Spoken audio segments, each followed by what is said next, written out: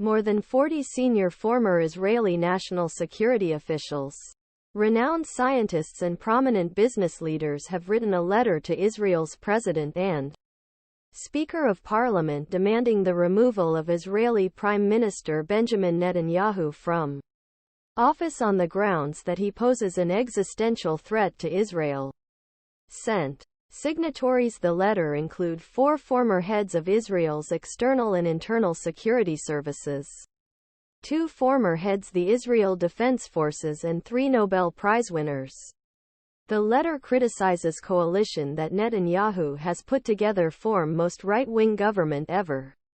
Israel, as well as his highly controversial efforts overhaul Israeli judiciary, which are said have led security breaches that resulted in October 7 attacks.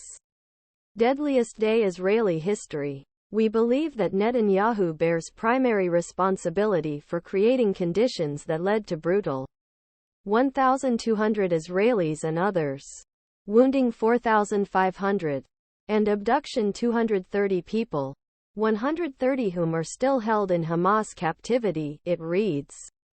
The blood of the victim is on Netanyahu's hands. The letter was sent to Israeli President Isaac Herzog on Thursday and to Knesset Speaker Amir Ohana on Friday.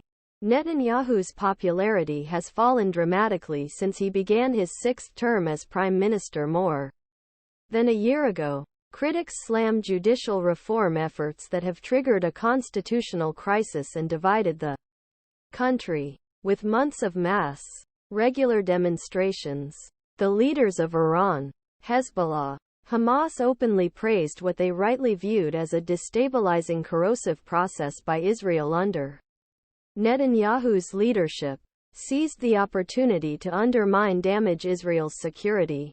The letter said. The 43 signatories include former IDF chiefs Moshe Ya'alon Dan Halutz, Tamir Pardo Danny Yatom, who ran the Mossad intelligence agency, Nadav Argaman Yaakov Peri, directors of the Internal Security Service Shin Bet, former CEOs, ambassadors, government officials and 3 Nobel Chemistry Prize winners, Ciechanover, Avram Hershko and Dan Shechtman also signed the letter.